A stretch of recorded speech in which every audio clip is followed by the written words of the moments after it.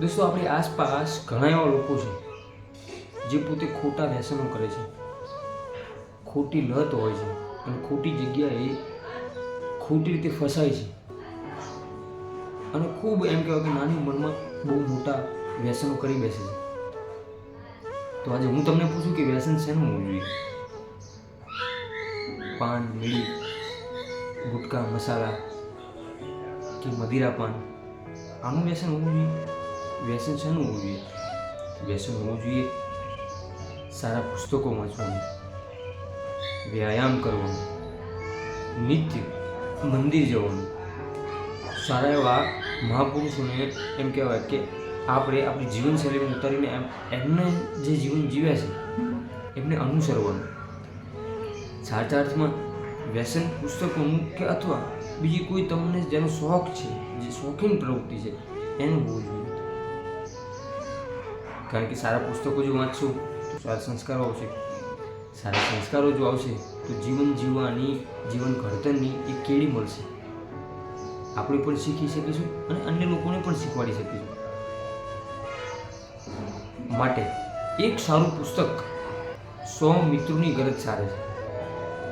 આપણી પાસે ભલે વધારે મિત્ર ન હોય, પરંતુ આપણી પાસે સારું જો પુસ્તક હોય તો આપણે એને ચોક્કસથી એમાંથી વાંચી, એમાંથી શીખી શકીએ છીએ, એમાંથી જાણી શકીએ છીએ અને આમાંથી આગળ વધી શકીએ છીએ.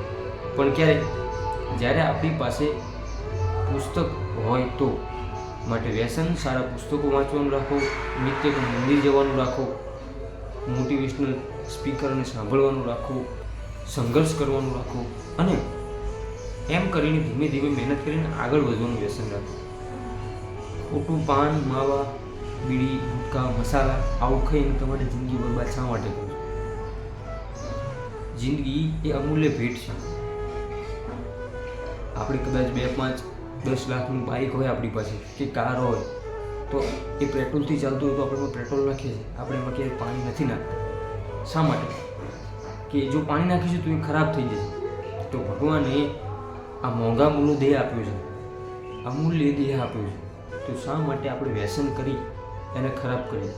શા માટે આ પવિત્ર દેહને એમ કહેવાય કે ખોટી રીતે ખોટા વ્યસનો કરી અને ખરાબ કરી?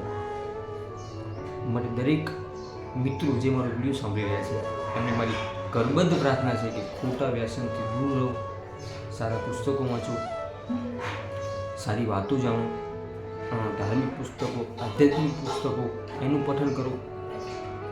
ઘરમાં દરેક લોકોને સારા એવા 2 પુસ્તકો હોવા જ જોઈએ કે જેનાથી તમે તમારું જીવન સારી રીતે જીવી શકો, જીવન તમારું આગળ વધારી શકો.